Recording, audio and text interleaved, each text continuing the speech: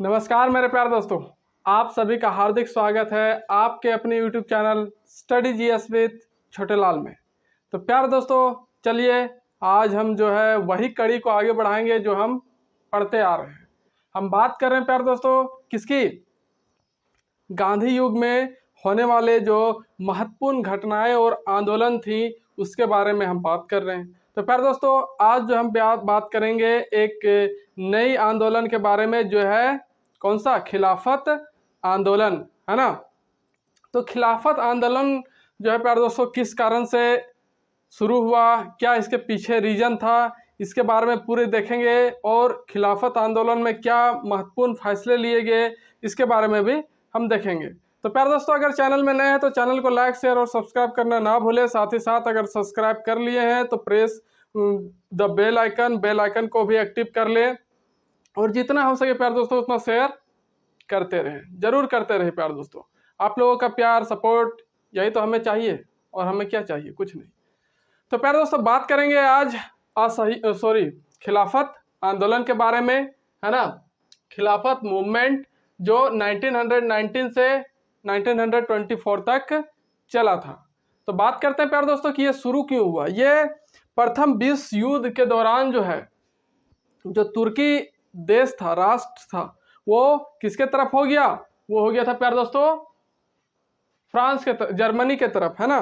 तो वो जर्मनी के तरफ हो गया जब, तो इससे क्या हो गया? ब्रिटेन के खिलाफ हो गया वो, है ना। ब्रिटेन नहीं चाहता था कि जो है तुर्की वो जर्मनी के साइड हो जाए, है ना। लेकिन जो है जर्मनी के साइड कौन हो गया?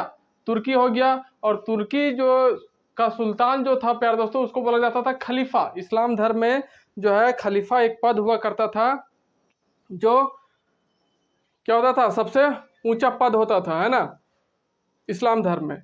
तो वही तुर्की का जो सुल्तान था उसको खलीफा बोला जाता था इस्लाम धर्म में। और जर्मनी का साथ देकर जो है तुर्की ने क्या कर लिया? ब्रिटेन के खिलाफ जो है हो गया, या फिर ब्रिटेन के खिलाफ मतलब कि ब्रिटेन जो है उसका दुश्मन बन गया, है ना, इस तरह से। तो जब ये युद्ध स्टार्ट हुआ, प्रथम विश्व युद्ध, तो उस टाइम जो भारत में रहने वाले मुसलमान थे वो भी भारतीय अंग्रेजों की सेना में भर्ती हुए थे या फिर काम कर रहे थे। तो उस दौरान जो है ब्रिटिशियों को क्या चाहिए था? भारतीय सैनिक की जरूरत थी, जो उसके तरफ से कहाँ लड़ते? प्रथम विश्व युद्ध में लड़ते। तो इसलिए जो ब्रिटेन था ना, ब्रिटिश सरकार ने क्या घोषणा किया कि युद्ध जैसे ही समाप्त होगा, है ना, युद्ध जैसे ही समाप्त होगा तो हम तुर्की के साथ कुछ भी नहीं करेंगे, है ना, तुर्की को कोई भी नुकसान नहीं पहुंचाएंगे, बल्कि जो है एक संधि करके शांति स्थापित करने की कोशिश करेंगे, है ना। उसने क्या घोषणा किया कि युद्ध समाप्ति के बाद जो है तुर्की के साथ कुछ भी नहीं किया जाएगा, बल्कि संधि करके क्या स्थापित की जाएगी? शांति स्थापित की जाएगी। इसलिए भारतीय सैनिकों से अपील की जाती है कि युद्ध में क्या किया जाए? ज्यादा से ज्यादा संख्या में भाग ले, है ना। और इस तरह से भारतीय सैनिक जो है उसकी घोषणाओं से, उनकी बातों से जो है आश्वासित होकर के युद्ध में जो है भाग लेने के लिए तैयार हो गए, और बहुत ज्यादा संख्या में भाग भी लिए, है ना। क्योंकि ब्रिटिश सरकार ने घोषणा कर दिया था कि हम तुर्की के साथ कुछ भी ऐसा वैसा नहीं करेंगे, बस संधि होगी और संधि के तहत शांति जो है, पीस मूवमेंट जो है स्थापित की जाएगी। तो इस तरह से भरोसा दिलाया गया भारतीय सैनिकों को, क्योंकि भारतीय सैनिक में भी जो है बहुत तरह के मुस्लिम धर्म के सैनिक होते थे, इसलिए। तो उसके बाद प्यार दोस्तों क्या हुआ? जैसे ही 11 नवंबर 1918 को जैसे ही युद्ध समाप्त हुआ, है ना, तो युद्ध समाप्ति के बाद जो है प्यार दोस्तों इंग्लैंड जो था, ब्रिटेन सरकार जो थी, अपने कहे वादों पर जो है वो मुकर गई, है ना। क्या किया उन्होंने? जो पहले घोषणा किया था, जो वादा किया था, उसको इनकार करते हुए क्या किया गया? युद्ध समाप्ति होने के बाद क्या हुआ कि तुर्की का 10 अगस्त 1920 में, है ना, 10 अगस्त 1920 में एवरेस्ट की संधि की गई और तुर्की का क्या किया गया? विभाजन कर दिया गया, है ना। 10 अगस्त 1920 में सेवरेस्ट की संधि हुई, है ना। और इसमें क्या किया गया? तुर्की का विभाजन कर दिया गया और इस पर जो है इंग्लैंड जैसा कि अपना वादा किया था वैसा कोई वादा निभाया नहीं, है ना। और इंग्लैंड ने इस पर कार्रवाई की और इस विभाजन के तहत जो है क्या किया गया, इस पर कार्रवाई करते हुए मतलब कि तुर्की पर कार्रवाई करते हुए जो है प्यारे दोस्तों जितने भी मित्र देश थे सभी ने क्या कर लिया, तुर्की को आपस में बांट दिया। ये देखिए इंग्लैंड कितना पलटवार किया, जो इंग्लैंड जो है कितना जल्दी पलटी खा गया, ब्रिटेन सरकार कितना जल्दी पलट गई, है ना। पहले वादा किया, भरोसा दिलाया भारतीय सैनिकों को, है ना, कि तुर्की के साथ जो है हम कुछ भी नहीं करेंगे, लेकिन जैसे ही युद्ध समाप्त हुआ तो वैसे ही 10 अगस्त 1920 को, है ना, सेवरेस्ट की संधि कराकर पूरा जो है तुर्की का विभाजन कर दिया गया, तुर्की को बांट दिया गया। और जितने भी मित्र राष्ट्र थे, मित्र देश थे, मित्र राष्ट्र के जितने भी सदस्य थे सभी ने थोड़ा थोड़ा थोड़ा थोड़ा थोड़ा करके तुर्की को आपस में बांट लिया। तो इस तरह से धोखा देने का काम किया ब्रिटिश सरकार ने मुसलमानों को, भारतीय लोगों को। उसके बाद क्या हुआ कि प्यारे दोस्तों इस बात से, इस घटना से जो है भारतीय मुसलमान बहुत ज्यादा नाराज हुए और नवंबर 1919 में, नवंबर 1919 में महात्मा गांधी जी के द्वारा, किसके द्वारा, महात्मा गांधी जी के द्वारा क्या किया गया, हिंदू मुसलमानों के बीच जो है एक संयुक्त सम्मेलन की घोषणा की गई या फिर सम्मेलन स्थापित किया गया और खिलाफत पर प्रश्न करने के लिए सभी लोग दिल्ली में एकत्रित हो गए, है ना। जो खलीफा का पद था वही खिलाफत पर प्रश्न करने के लिए सभी लोग कहाँ पर एकत्रित हुए, दिल्ली में एकत्रित हुए, है ना। और ये जो है हिंदू मुस्लिम संयुक्त सम्मेलन वो किसने शुरू की थी, किसने बुलाया था ये सम्मेलन, महात्मा गांधी जी के द्वारा। कब, नवंबर 1919 में, है ना। तो उसके बाद क्या हुआ प्यारे दोस्तों कि जुलाई 1921 कराची में जो है प्यारे दोस्तों क्या हुआ, ऑल इंडिया खिलाफत समिट रखा गया। जुलाई 1921 में जो है कराची में क्या रखा गया, ऑल इंडिया खिलाफत समिट रखा गया और जिसकी सभापति जो थे वो कौन थे, मौलाना मोहम्मद अली, है ना। कौन, मौलाना मोहम्मद अली जो है इस समिट के सभापति बनाए गए और इन्होंने जो है घोषणा की, है ना, क्या घोषणा की कि जितने भी ईमानदार मुसलमान हैं वे ना ही क्या करेंगे, ब्रिटिश सेना में भर्ती के लिए नाम लिखाएंगे या फिर ब्रिटिश सेना की मदद करेंगे या फिर कोई भी जो है ब्रिटिश सेना में भाग नहीं लेंगे और साथ ही भर्ती के लिए नाम नहीं लिखाएंगे और उसमें मदद करना भी जो है क्या होगा, हराम माना जाएगा, है ना।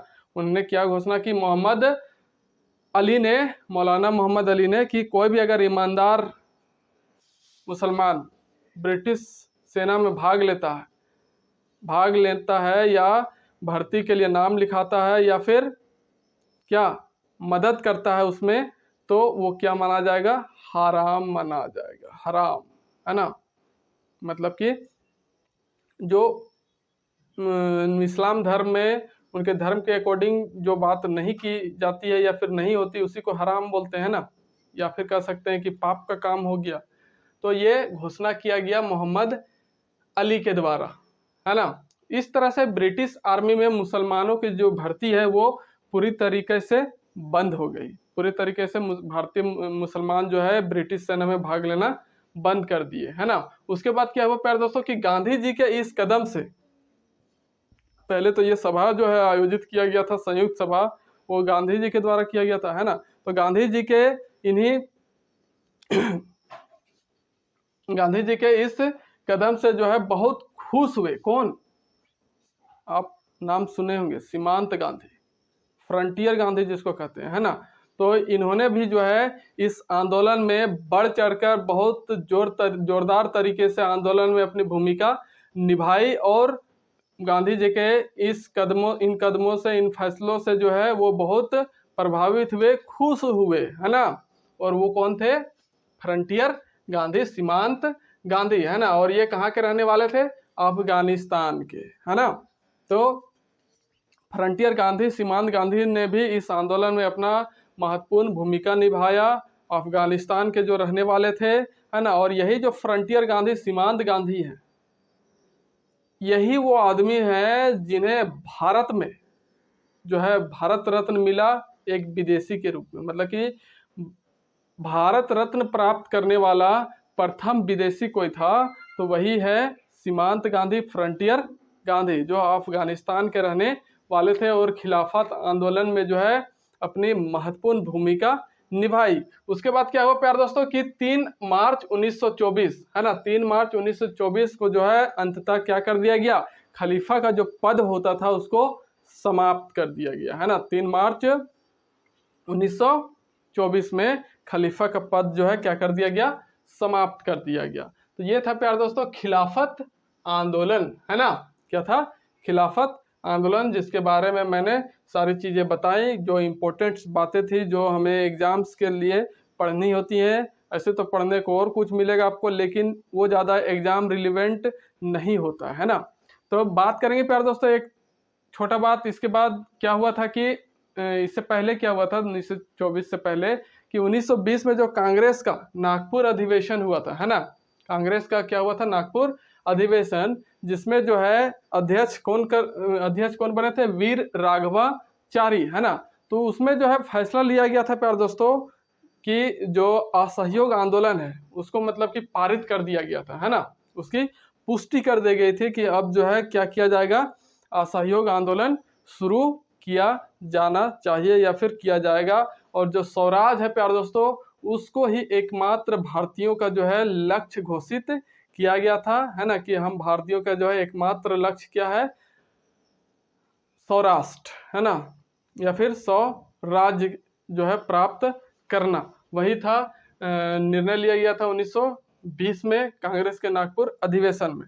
तो प्यारे दोस्तों कहने का मतलब है कि इसके बाद जो है हम पढ़ने वाले हैं वो कौन होगा? हमारा असहयोग आंदोलन, है ना, नॉन कोऑपरेशन मूवमेंट। इसके बारे में जो है हम पढ़ेंगे नेक्स्ट वीडियो में। तो प्यारे दोस्तों आप लोग चैनल को लाइक शेयर सब्सक्राइब बहुत कम कर रहे हैं, जिससे मुझे थोड़ा दुख महसूस होता है। आप जितना हो सके उतना पूरी दुनिया में तो नहीं लेकिन भारत में इस चैनल को जरूर फैलाइए, है ना। आपसे मेरा यही नम्र निवेदन है। तो मिलते हैं प्यारे दोस्तों नेक्स्ट वीडियो के साथ, जिसमें हम बात करने वाले हैं किसके बारे में? असहयोग आंदोलन के बारे में। तो प्यारे दोस्तों मिलते हैं नेक्स्ट वीडियो के साथ, तब तक के लिए नमस्कार, जय हिंद, जय भारत, जय झारखंड।